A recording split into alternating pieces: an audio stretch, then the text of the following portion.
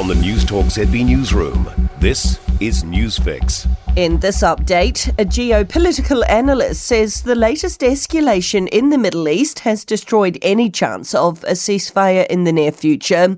Israel's army says it unleashed strikes on Iranian military targets in retaliation to continuous attacks from Iran. The Iranian army says it successfully countered the aggression, despite it killing 2 soldiers. Geopolitical analyst Jeffrey Miller doubts it will result in any de-escalation.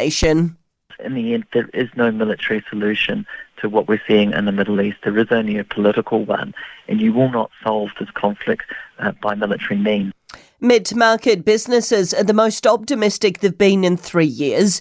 A survey by MYOB shows 63% saw revenue increase in the past year.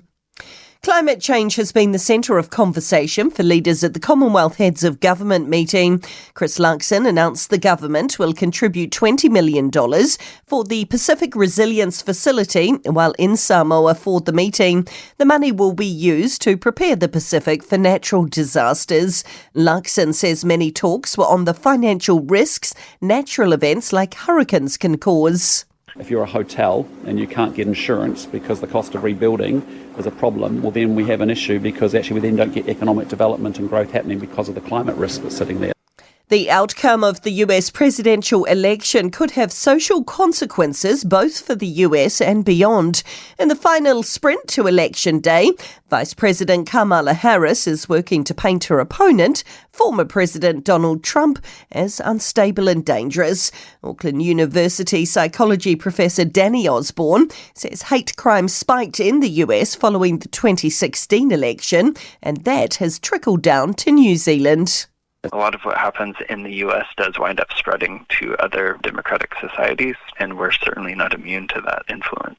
And that's news. I'm Donna Marie Lever. To sport, Captain Tom Latham's describing his emotions after the Black Cap cricketers clinched the team's first Test series victory in India.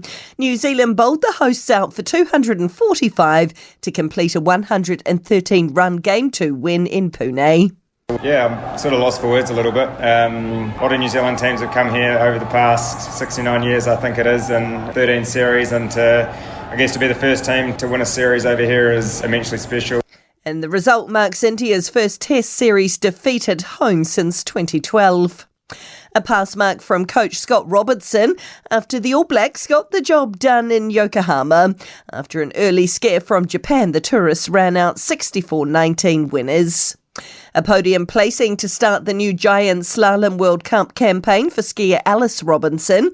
The New Zealanders bagged second at the season opener in Austria. And a 2-0 victory for the Wellington Phoenix over the Perth Glory in football's A-League. And that's sport. For more news, listen to Newstalk ZB live on iHeartRadio.